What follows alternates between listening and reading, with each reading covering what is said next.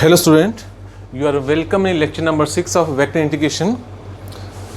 आज के लेक्चर में स्टूडेंट मैं एक्सरसाइज 5.2 की कुछ प्रॉब्लम कराऊंगा और ये जो प्रॉब्लम्स होंगी ये सर्कल से रिलेटेड ज़्यादातर होंगी। सर्कल वाले केस में हमने लाइन इंटीग्रल या कर्व इंटीग्रल या कई बार लिखा होगा वर्क डन कैसे निकालना है। वर्क डन का भी वही मीनिंग है, वैसे वही मेथड है जो हम सर्कुलेशन या कर्व इंटीग्रल निकालते हैं इसमें। तो देखिए आप, मैं क्वेश्चन की स्टेटमेंट लेता हूँ तो क्या है, find the work done in moving a particle once around a circle C in X Y plane. और यहाँ ध्यान देना, जब हम एक्स वाई प्लेन लेते हैं तो एक्स वाई प्लेन में हमारे पास क्या होगा, z इक्वल टू 0 होगा।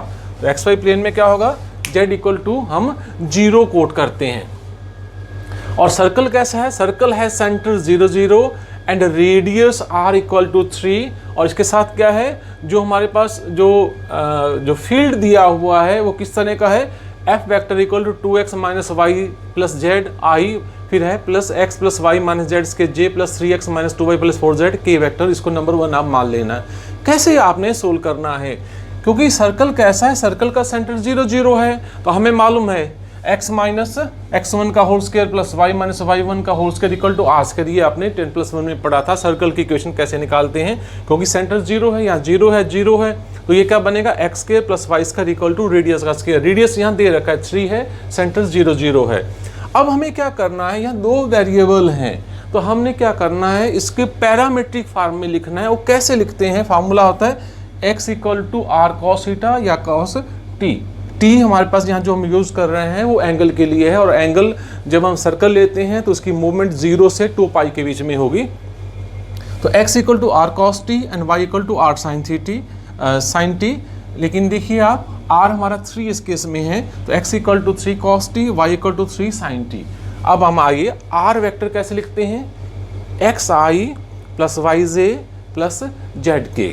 तो x है 3 कॉस टी, आई, y क्या 3 साइन टी, j है, क्योंकि एक्स वाई प्लेन है तो एक्स वाई प्लेन में जो सर्कल है ये 2 डायमेंशन ज्योमेट्री है, इसमें z कोऑर्डिनेट 0 यहाँ कोट करना होगा, तो यहाँ पे 0 के।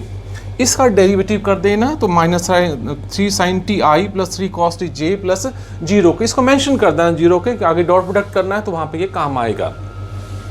अब हम जो f वेक्टर है इसमें x y z के जो कंपोनेंट दे रखे हैं, ये x y और z आपने 0 लेना है। यहाँ पे x y और z की वैल्यू यहाँ आपने पुट करके इसको आपने t में कन्वर्ट कर देना है। ये मैंने वैल्यू पुट कर रखी है, इसको आप t में कन्वर्ट करने के बाद फिर आपने f vector dot dr by dt, जो पहले क्वेश्चन थे उसमें भी यही हम कोट करते हैं, इनका डॉट प्रोडक्ट कर लेना।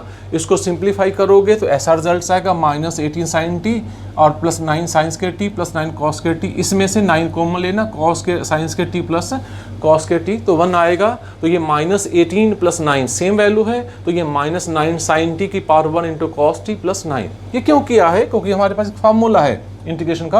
अगर कोई फंक्शन है पावर में साथ उसका डेरिवेटिव है तो हम क्या कर सकते हैं, फंक्शन की पावर में हम 1 ऐड करके और उसी से हम उसको डिवाइड कर सकते हैं।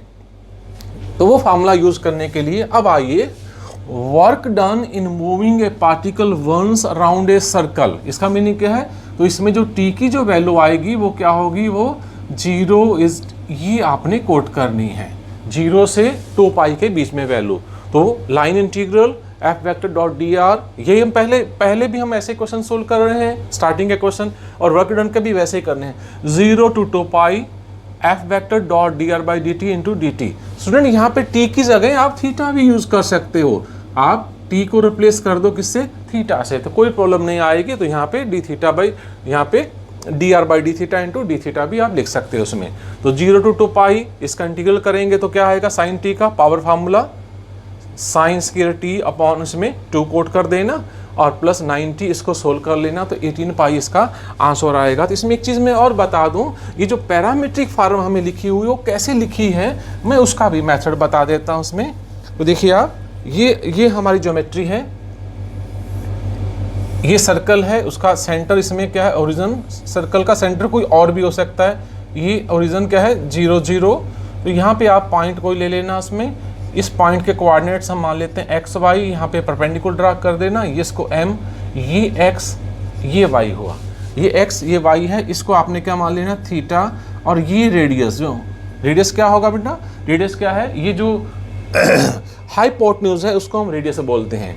थीटा क्या है, this angle made by this, इसको बोलते हैं radial vector, radius vector, angle made by radius vector this positive direction of x axis.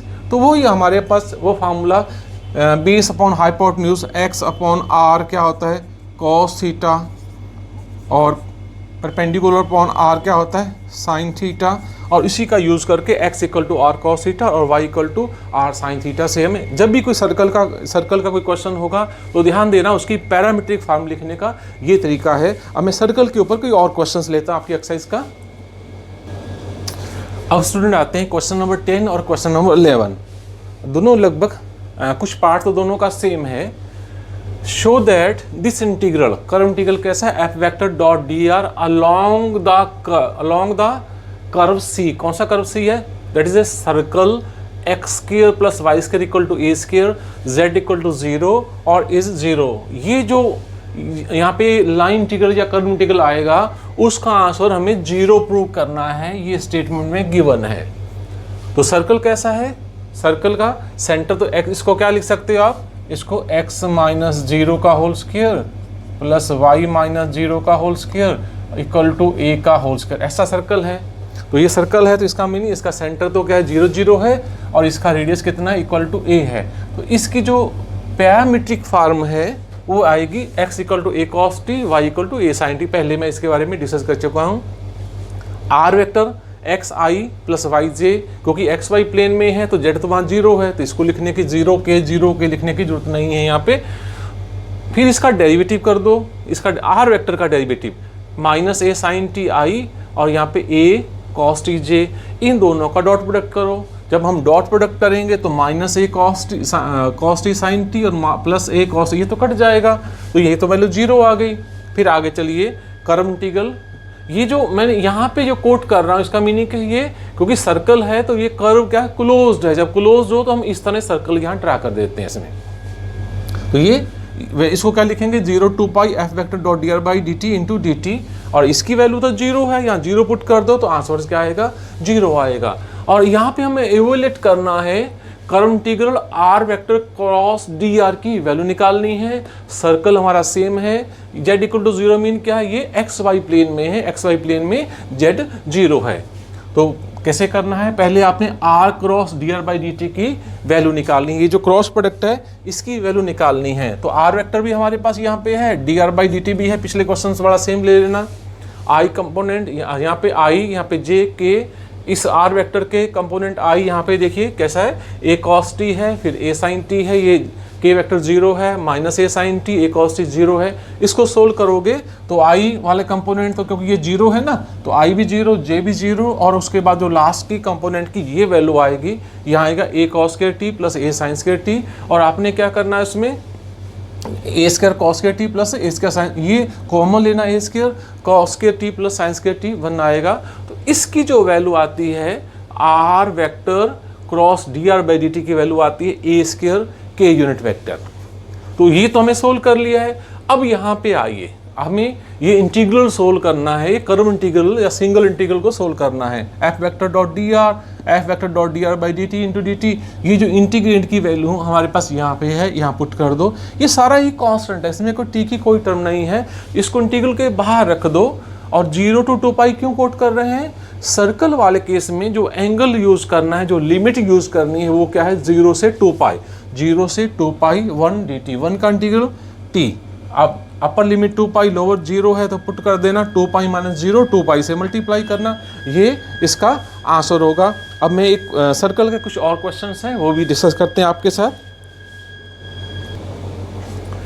अब स्टूडेंट क्वेश्चन नंबर 15 पे आते हैं। ये मोस्ट इम्पोर्टेंट क्वेश्चन है और थोड़ा डिफिकल्ट भी पड़ता है और अक्सर बच्चे ये क्लास में पूछते भी हैं। तो क्या सोल्व करना है, हमारे पास वेक्टर फील्ड है sine Y I plus X into 1 plus cos Y into J, और हमें ये कर्व इंटीग्रल सोल्व करना है। और हमें कर्व कैसे दिया हुआ है, x square plus Y square equal to A square, Z equal to 0, ये भी सर्कल का केस है। तो यहाँ पे देखिए हमने पुट क्या करना है, x equal to a cos t और y इक्वल टू हम कोट करेंगे a sin t, क्योंकि ये एक्स वाई प्लेन में है तो ये हम पैरामीट्रिक फॉर्म लिख रहे हैं, पहले भी इसको डिस्कस कर चुके हैं। z इक्वल टू 0 क्योंकि एक्स वाई प्लेन में z 0 होता है। ये dx derivative minus a sin t dt इसकी जरूरत पड़ सकती है, और dy क्या आएगा a cos t dt, इसको ध्यान रखना लास्ट में इंटीग्रेशन में इसकी जरूरत पड़ेगी। ये इंटीग्रल है। इस पर्टिकुलर क्वेश्चंस को आपने, जैसे हम पहले करते थे ना, कुछ क्वेश्चन पहले हमने सोल्व किए हैं, तो dr को लिखना dxi प्लस dyj, क्योंकि इसमें इंटीग्रेशन में प्रॉब्लम आती है। तो आप dx को इससे मल्टीप्लाई कर दो, dy को इससे मल्टीप्लाई कर दो, और इसको अलग कर दो। ये वाला जो है ना, ये इसको अलग अलग लिखना है। तो ये वाला part x into d y तो बाद में लिख देना, और x into cos y d y को इनको कंबाइन कर देना, ये वाला जो पार्ट है। इसको हम ऐसे भी डेरिवेटिव के फॉर्म में लिख रहे हैं, d into x sine y. कैसे चेक करना है इसमें, sine y into d x स्टेडियम। फर्स्ट ऐसे करिए, second as it is, first का डेरिवेटिव dx ये टर्म हुई। अब क्या करना आपने, first as it is, second का डेरिवेटिव साइन वाई का cos Y into d y. तो इस वाले पार्ट्स को हम ऐसे पोर्ट कर सकते हैं। अब इस वाले पार्ट्स के जो नेक्स्ट स्टेप होगा, अब ये जो पैरामीट्रिक फॉर्म उसका हमें यूज करना है। अभी तक नहीं, अभी तो एक्स वाई है, हमें लिमिट नहीं अप्लाई करनी है। जब हम एक्स और वाई को टी की फॉर्म में पुट करें तो इमीडिएटली आपने लिमिट पुट कर देनी है। तो आप देखो क्या पुट कर रहे हैं, एक्स की जगह A cos T, sine Y, Y की जगह ए साइन टी, और ये हमने यहाँ पे लिमिट पुट कर दी है। ठीक है, ये हमने लिमिट यहाँ पुट कर दी है। यहाँ पे 0 to 2 पाई एक्स है ए कॉस टी, और यहाँ पे हमारे पास डी वाई क्या है ए कॉस टी डी टी, ये वैल्यू पुट कर दी है। तो ये जो डेरिवेटिव और ये इंटीग्रल को आपस में आप यहाँ पे कैंसिल कर देना। क्या करना आपने, डेरिवेटिव और जो इंटीग्रेशन है इसको आपस में आपने कैंसिल कर देना है। इसमें कैंसिल करने के बाद जो नेक्स्ट जो स्टेप इसमें है, आपने लिमिट पुट करनी है। देखना आप, साइन 2 पाई का मल्टीपल हम पाई, 2 पाई, 3 पाई, 4 पाई कुछ भी पुट करें, साइन तो 0 आता है, तो अपर लिमिट साइन 0 भी 0 होता है। तो ये पहले वाला जो पार्ट है ये तो 0 आता है, अपर लिमिट से भी लोअर लिमिट से, तो इससे तो कोई कुछ नहीं मिल रहा है, ये तो 0 आ गया। अब सेकंड पार्ट क्या है, ए स्क्वायर कॉमन, अंदर बचेगा cos square T. Cos square T को लिख सकते हैं 1 प्लस कॉस 2t अपॉन 2, 2 को बाहर कॉमन ले लेना, ए स्क्वायर अपॉन 2, 1 का इंटीग्रल टी cos 2t का sin 2t upon 2, upper limit put कर देना, लोअर लिमिट पुट कर देना, सिंप्लीफाई करना, तो हमारे पास आएगा पाई ए स्क्वायर। तो ये इसका सॉल्यूशन है।